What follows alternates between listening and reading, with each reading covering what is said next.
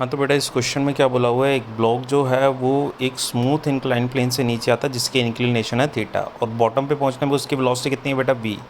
अगर वो same incline plane, लेकिन अगर ये रफ़ हो जाए, है ना, सेम इंक्लाइन प्लेन अगर ये रफ़ हो जाए, अगर वो बॉटम पे पहुंचे तो अब उसकी वेलोसिटी कितनी है बेटा v/n। n की वैल्यू 1 से ज़्यादा है तो उसने पूछा कोफिशिएंट ऑफ फ्रिक्शन क्या होगा, है ना। ऑब्वियस सी बात है, स्मूथ पे आएगा तो फ्रिक्शन फोर्स नहीं लगेगा तो उसकी वेलोसिटी ज़्यादा होगी, रफ़ पे आएगा तो फ्रिक्शन फोर्स लगेगा तो उसकी वेलोसिटी कम होगी। तो मुझे बताओ ज़रा कि जैसे ये मान लेते हैं ये अपने पास इंक्लाइन प्लेन है, यहाँ पे ये m मास है और ये अपने पास एंगल ऑफ इंक्लिनेशन है थीटा। ये नीचे आया तो इस पर केवल और केवल बेटा एक ही एक्सेलेरेशन लग रही है, वो है g साइन थीटा।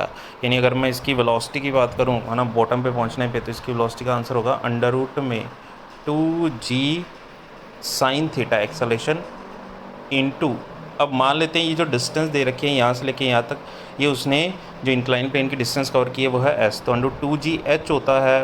अब ये g हमने g साइन थीटा लिखा लगा है, यानी जिस डायरेक्शन में वो मूव कर रहा है उसी डायरेक्शन की एक्सेलेरेशन, और यहाँ पे s। ठीक है, ये तुम v² बराबर u² प्लस 2s से भी सॉल्व कर सकते हो। अच्छा, अब दूसरे केस में बेटा, दूसरे केस में अब ये अपने पास फिर से वही इंक्लाइन प्लेन है। ठीक है, लेकिन अब इस पर g साइन थीटा तो बेटा आ गई है, लेकिन एक और फ्रिक्शन फोर्स जो है वो इस पर किधर लगेगी, पीछे की ओर। तो हम इस पर बैकवर्ड डायरेक्शन में क्या लगा देते हैं, फ्रिक्शनल फोर्स। और फ्रिक्शन फोर्स की वैल्यू क्या होगी mu M G cos theta, या acceleration mu G cos theta. यानी अब जो इसका नेट एक्सेलरेशन है बेटा, है ना, नेट एक्सेलरेशन ए नेट, वो अपने पास है जी sign theta minus mu G cos theta, यही तो है इसका ना। तो अब ज़रा बताओ, अब अगर तुम फिर से यहाँ पे डिस्टेंस अभी भी इसने ऐसे कवर की है, तो अगर तुम इसकी फाइनल वेलोसिटी लिखोगे v, तो अंडर रूट में, है ना, पहली बात तो ये v की जगह क्या लिखना है, v/n उन्होंने बोल रखा है।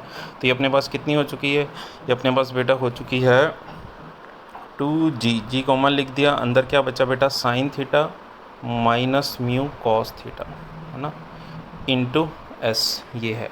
ठीक है, ये अपने पास बेटा सेकंड इक्वेशन मान लेते हैं, और जो ऊपर अपने पास इक्वेशन थी उसको हम फर्स्ट इक्वेशन मान लेते हैं। ठीक है, इस इक्वेशन को हम क्या नाम दे देते हैं, फर्स्ट इक्वेशन। दोनों को डिवाइड कर दो बेटा, डिवाइड करोगे तो एक तरफ v है, दूसरी तरफ b/n है, तो n बेटा ऊपर आ जाएगा, यानी दोनों को डिवाइड करने पे n जो है वो ऊपर आ गया, इक्वल्स टू, अच्छा अंडर रूट भी हटा देते हैं तो यहाँ पे n² हो जाएगा, तो ऊपर 2g है इंटू s है। ये है, मैं तुम्हें देखो दोनों कैंसिल आउट हो जाएंगे, सिर्फ और सिर्फ ऊपर जो अपने पास है वो बचेगा साइन थीटा, और डिवाइड पे नीचे अपने पास क्या बचेगा, sign theta minus mu cos theta, ये बचेगा ना। 2g कैंसिल आउट हो जाएगा, s कैंसिल आउट हो जाएगा, यानी हम इसको ऐसे भी लिख सकते हैं कि ये अपने पास बचा हुआ है sine theta minus mu cos theta divided by sine theta equals to 1/n²।